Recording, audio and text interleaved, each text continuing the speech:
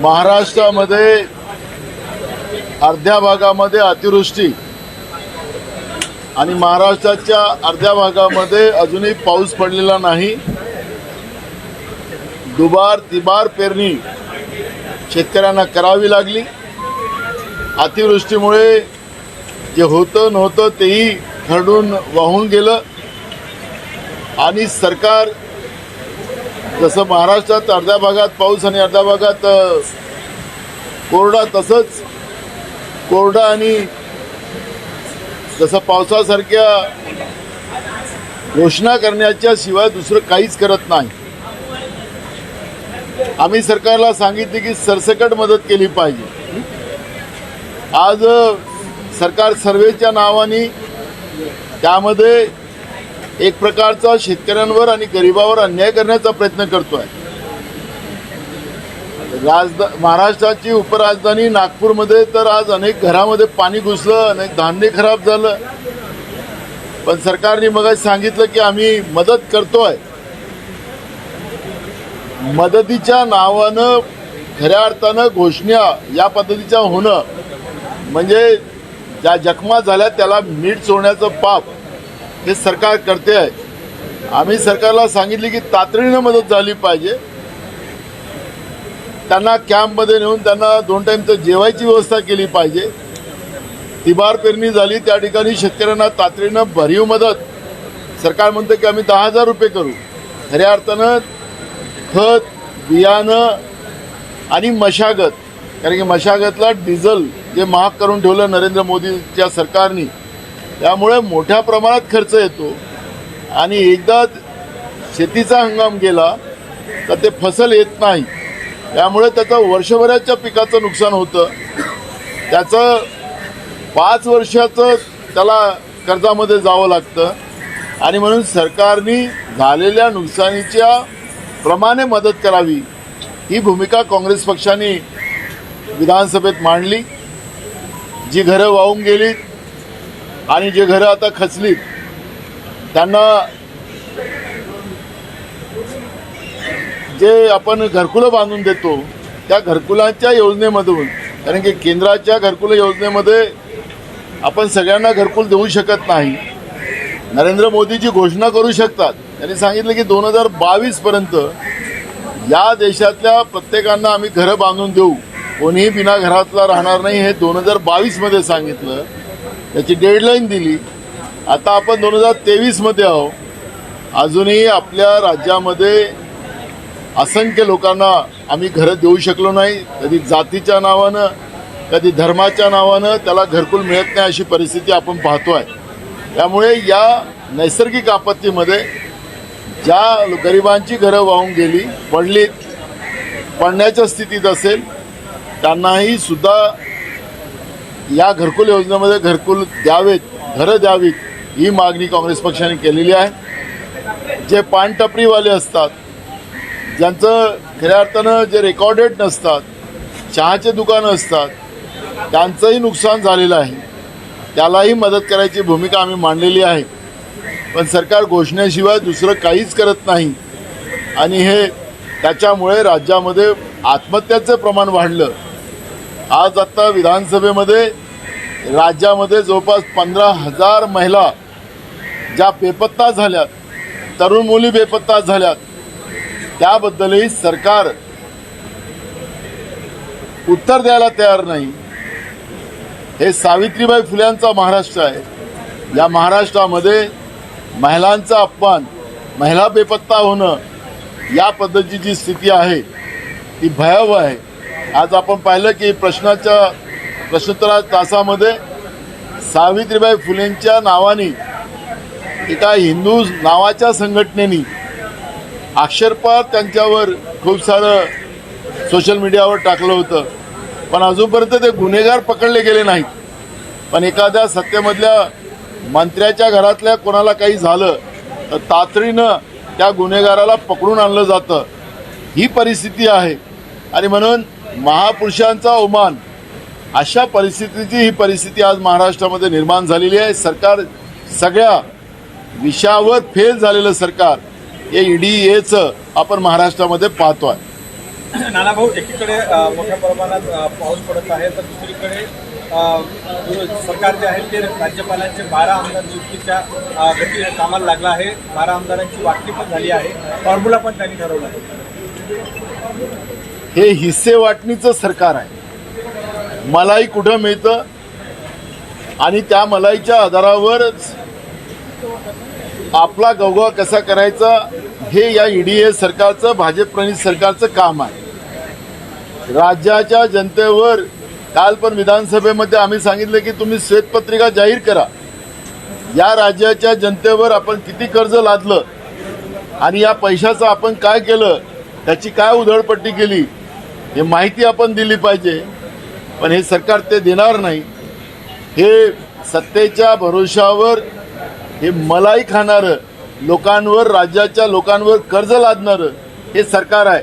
त्यामुळे विधान परिषदेच्या राज्यपाल कोट्याच्या ज्या आमदार त्या ठिकाणी येणार आहेत त्याच्यामध्ये वाटणीचा, कारण हे वाटणीवालं सरकार आहे आणि ते वाटणीच करत बसतील.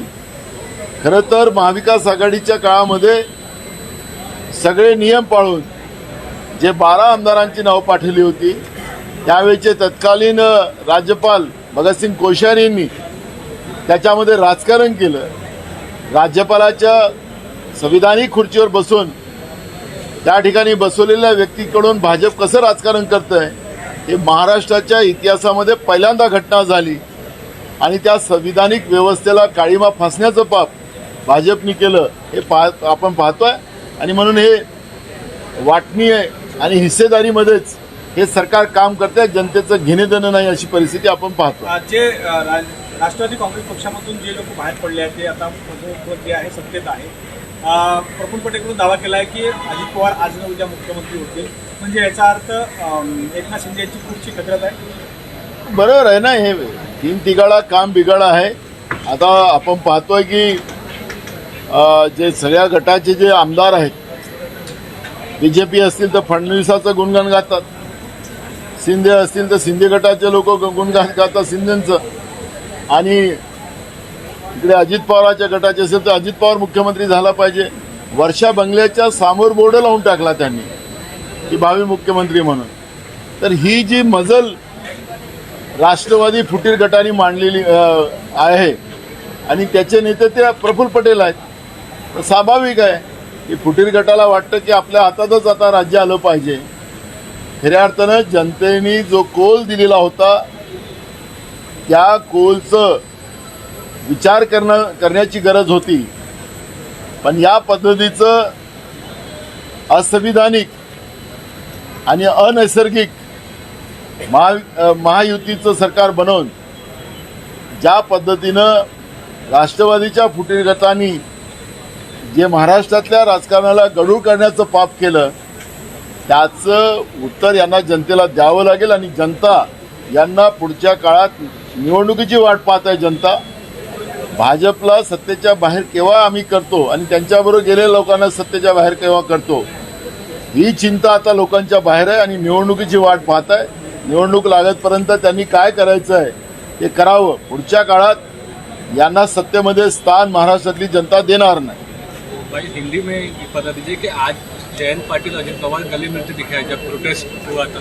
क्या आपको लगता है कि बाकी के कई नए लोग भी एनसीपी में और सरकार में जुड़ सकते हैं, ऐसी संभावना दिख रही है? देखो, उनके पार्टी के बारे में हम लोगों ने बहुत ज़्यादा वक्तव्य करने की ज़रूरत नहीं है. उनकी पार्टी क्या कर रही है क्या नहीं कर रही है, हमारे साथ शरद पवार जी साहब है, उसका जवाब वो देंगे. क्योंकि हम उनके पार्टी में अंतर्गत क्या चल रहा है उसके विषय में हमें कुछ बोलने की जरूरत नहीं. सरकार की देश और राज्य में महिलाओं को लेकर अपराध बढ़ गए हैं, उस पर क्या कहना चाहेंगे? कहीं ना कहीं महिलाओं की सुरक्षा को लेकर एक प्रश्न चिन्ह खड़ा होता है. देखो, महाराष्ट्र एक ऐसा स्टेट है कि यहाँ पर शाहू फुले अम्बेडकर विचारधारा को बहुत बड़ा सम्मान किया जाता है और ये विचार ही महिलाओं का सम्मान होता है. तो महाराष्ट्र में जब से फडणवीस सरकार 2014 में आई तब से महिलाओं की बेपत्ता होने की संख्या बढ़ गई। अब उसका आंकड़ा 15,000 के ऊपर चले गए। पुलिस आज तक भी ये महिलाओं के बारे में पता नहीं कर सके।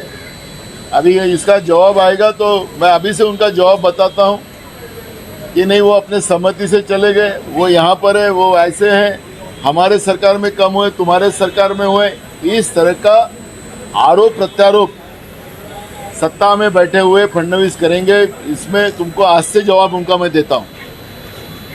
कल भी आपने देखा होगा कि हमने एक सवाल में उनको पूछा था, आदिवासी जो महिला का जो प्रेगनेंसी के समय में उनका मृत्यु हुआ इगतपुरी में, तो उसमें कहा कि आपके ज़माने में पुलिया क्यों नहीं बनाया।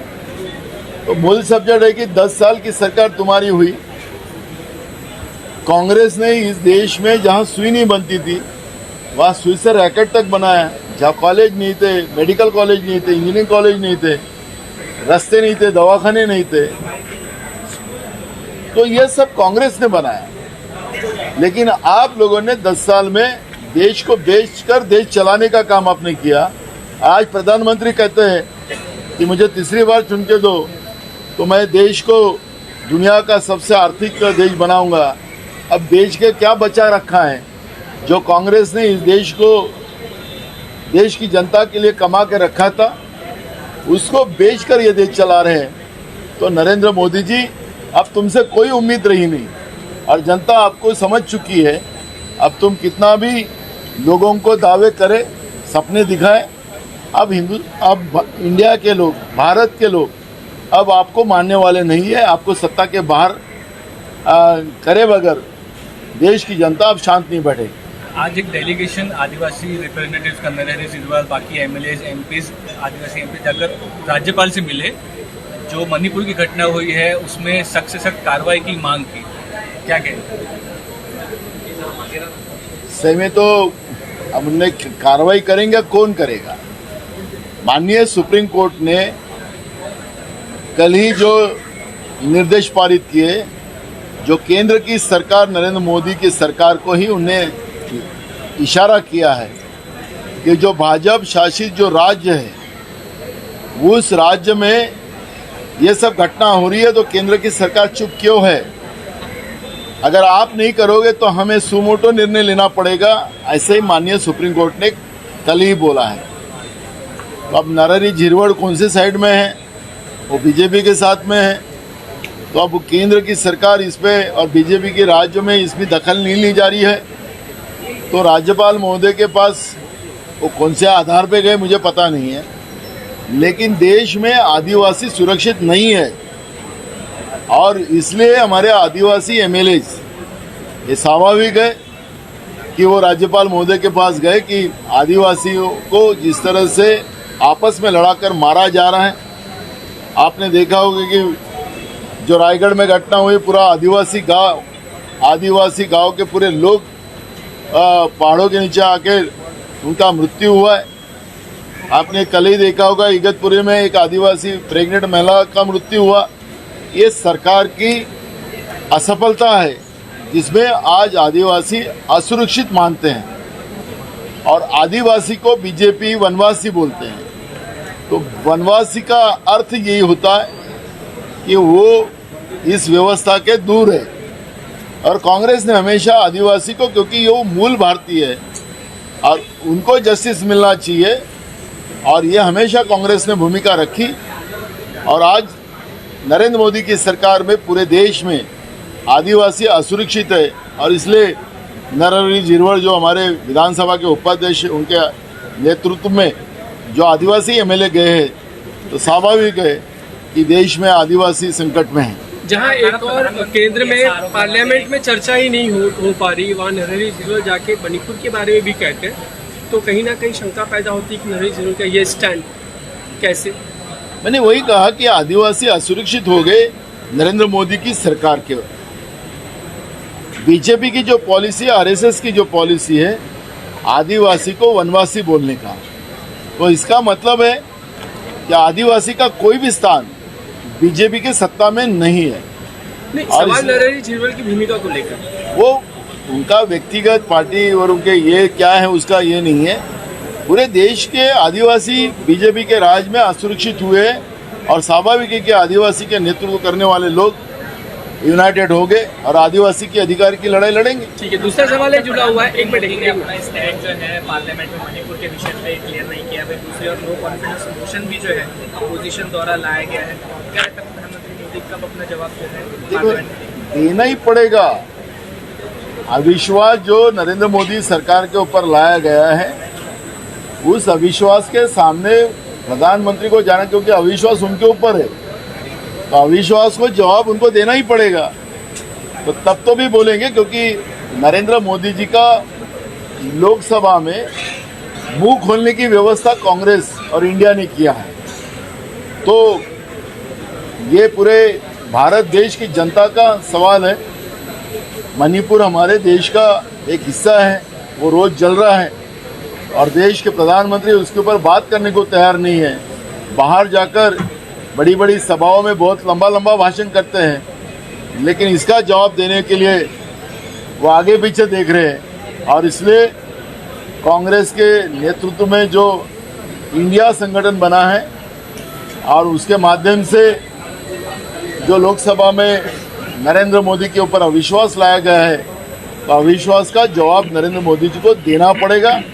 और मणिपुर की घटनाओं के बारे में उन्हें माफ़ी मांगना चाहिए, क्योंकि ये घटनाओं में, क्योंकि वहाँ पर भी बीजेपी की सरकार, केंद्र में भी बीजेपी की सरकार, बीजेपी के मणिपुर के एमएलए ने खुद वहाँ के मुख्यमंत्री के ऊपर एलिगेशन लगाया है कि ये घटना राज्य के मुख्यमंत्री ने यहाँ पर जानबूझकर इस घटनाओं को आगे बढ़ाया है।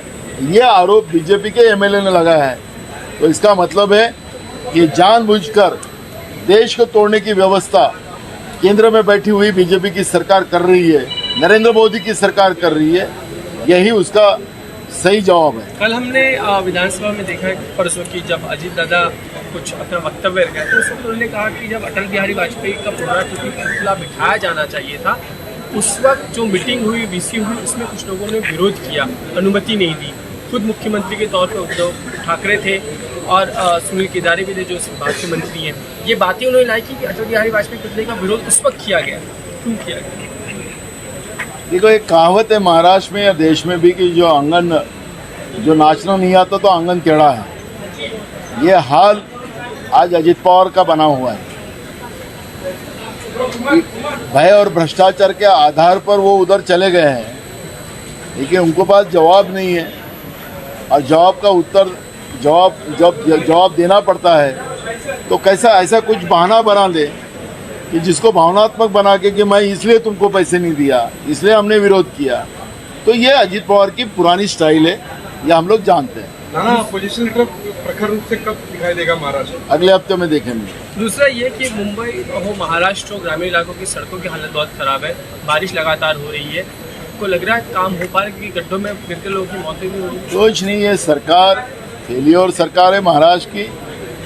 बीजेपी प्रणीत जो ईडीए की सरकार बनी है, ये सरकार ही फेलियर सरकार है।